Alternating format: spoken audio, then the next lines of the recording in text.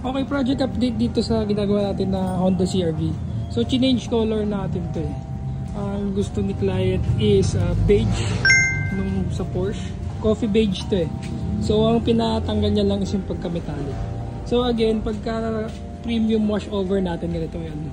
Kung mapapansin nyo, pati yung mga rails, tinatanggal natin. Ayan.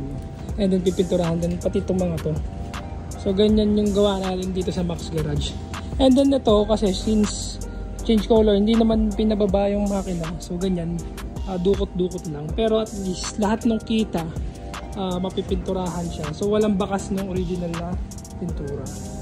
So, ito, ang ginamit natin dito na paint is Chromax. Pagka fully cured, i-wet sand na rin natin siya and then i-buff. Ito, kumbaga, pag tinignan nyo siya, lapat na lapat yan. Unat na unat.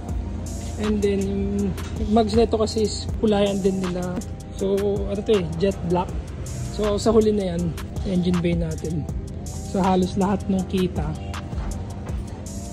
na pinturahan. Tsaka yan, kung ano yung pintab sa labas, yun din yun sa loob. Even sa mga jumps. So, yan. Kalas-kalas talaga siya.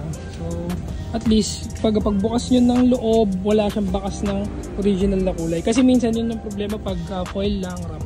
Hindi nyo mababalutan tong nandito. Yan sa mga gilid-gilid. Pero pag pintura kasi yun, lahat mabubugahan. Change color natin yan. Kinalas pa yung fender. Mabubugahan din yung gilid. So talagang walang shortcut. Ganyan yung natin pagka premium na change color. So medyo mas matrabaho siya, kaya mas mahal. Kasi yung iba, nakakabit lahat, tinape-tape lang. Message na kayo sa page pag meron kayong mga preferred na kulay, kaya natin kopyahin yan.